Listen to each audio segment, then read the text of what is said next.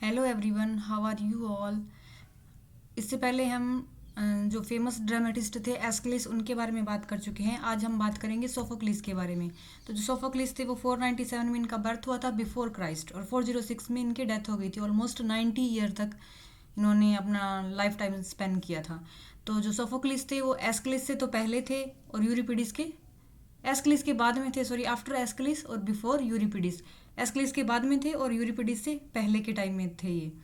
तो इन्होंने 123 प्लेज लिखे, लेकिन उनमें से ये सारे सर्वाइव नहीं कर पाए हैं। जो 7 प्लेज हैं वो ही सर्वाइव कर पाए हैं। और इनके जो ड्रामा थे वो उस टाइम के एक तरह से बेस्ट अवार्डेड ड्रामा माने जाते थे, मोस्ट अवार्डेड ड्रामा। 50 साल तक इन्होंने एक तरह से ड्रामेटिस्ट के rule time as a dramatist rule किया था। बहुत बेस्ट ड्रामा माने जाते थे इनके। तो सोफोक्लिस को एक बहुत इम्पोर्टेंट कॉन्सेप्ट के लिए माना जाता है, वो है थर्ड एक्टर। पहले के टाइम में क्या था कि जो प्लॉट था उसको प्रेजेंट करने के लिए कोरस का यूज होता था, और इन्होंने थर्ड एक्टर कॉन्सेप्ट को लाके एक तरह से थर्ड एक्टर प्लॉट को प्रेजेंट कर रहा है, तो कोरस की इम्पोर्टेंस को कम कर दिया था एक तरह से। तो थर्ड एक्टर के लिए सोफोक्लिस माने जाते हैं कि इन्होंने ही थर्ड एक्टर के कॉन्सेप्ट को ट्रेजेडी या जो भी ड्रामा है उसमें इंट्रोड्यूस किया था। तो इनके जो 7 प्लेयर हैं जो सर्वाइव कर रहे हैं, जो आज के टाइम में इनकी रेपुटेशन है वो इन्हीं 7 पे टिकी हुई है। तो इनके नाम है Ajax, Antigone, Electra, Oedipus the King, the Trachiniae, Philoctetes और ओडिपस एट कोलोनस। तो एजेक्स है, उसमें ट्रोजन वॉर के टाइम पे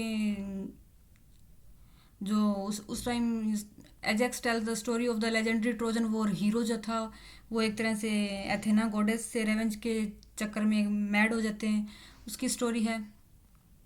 और एक किंग कैरियन और उनकी जो डॉटर थी, ओडिपस की डॉटर की थी, उनके बीच के कॉन्फ्लिक्ट को दिखाया गया है सोफोक्लिस इसमें। एंटीगोन में इलेक्ट्रा में क्या दिखाया गया है, इलेक्ट्रा में जो एगमेम्नॉन किंग था उसकी बच्चों का जो रेवेंज है अपनी माँ को मारने में, उसको दिखाया गया है कि अपने फादर के किलर को जिसने एगमेम्नॉन को मारा है एक तरह से वो उनकी मदर ही थी, तो उनके रेवेंज को दिखाया गया है।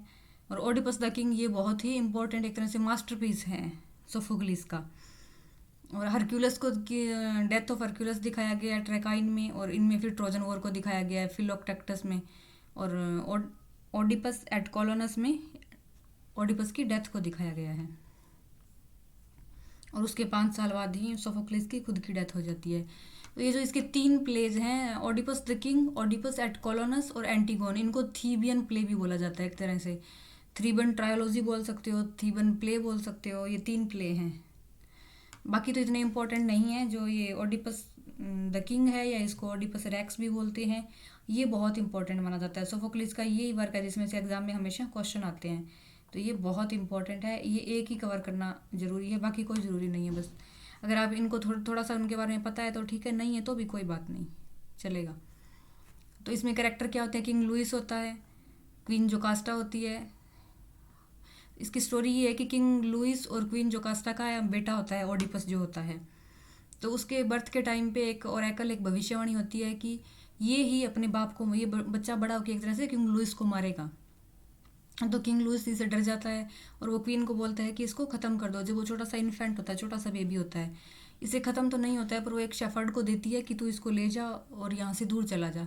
वो शेफर्ड उसको कई जंगलों में छोड़ देता है। तो वहीं के पास का एक जगह होती है कोरिनेथ, वहाँ का किंग होता है किंग पॉलीबस। उसके वो चाइल्ड लेस होता है, उसके कोई बच्चे नहीं होते। तो ये एक तरह से ये शेफर्ड वो बच्चा इनको दे देता है किंग पॉलीबस को। और ये ओडिपस है, ये बड़ा होके ओडिपस यही होता है।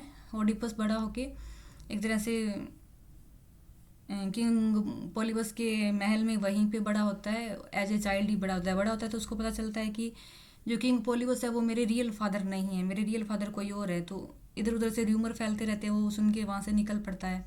जब वो निकलता है तो एक तरह से एक चौराहे पर, वहाँ पे वो शेफर्ड भी होता है, एक चौराहे के ऊपर किंग ये लेइस उसको मिलता है। तो किंग लेइस में भी इन दोनों में कुछ ना कुछ कॉन्फ्लिक्ट होता है, उसकी वजह से ये इसको मार देता है। लेकिन इसको ये नहीं पता होता कि ये इसका फादर है ना, इस किंग को पता होता है कि ये मेरा बेटा है।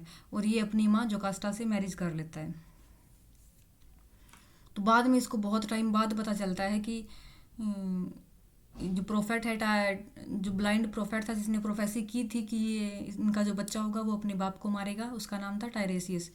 तो बाद में जब इसको पता चलता है बड़ा होने के, वो अपनी माँ से शादी कर लेता है और उसके काफ़ी सालों बाद उसको पता चलता है कि जो जिसने मारा था ना किंग को वो यही है, ओडिपस ही है।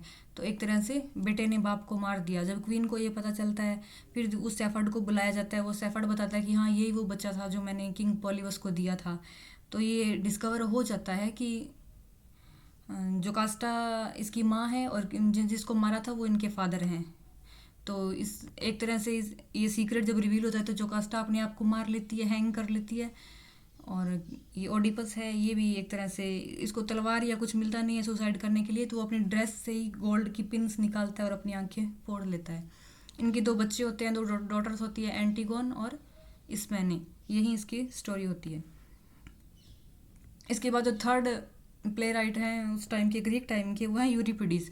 यूरिपिडीज से कोई क्वेश्चन वगैरह इतना ज़्यादा नहीं आता है, ये बहुत इंपॉर्टेंट नहीं माने जाते हैं। इनके प्लेज 92 प्ले हैं, जिनमें से 18 और 19 ही सर्वाइव कर पाए हैं। बाकी या तो कंप्लीट इनकम्प्लीट है या फिर मिले ही इनकम्प्लीट हैं।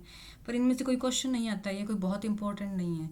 मेन तो एस्किलिस और सोफोक्लिस ही हैं। तो that's all for today. If you like the video, please hit the bell icon and subscribe the channel. Thank you for watching.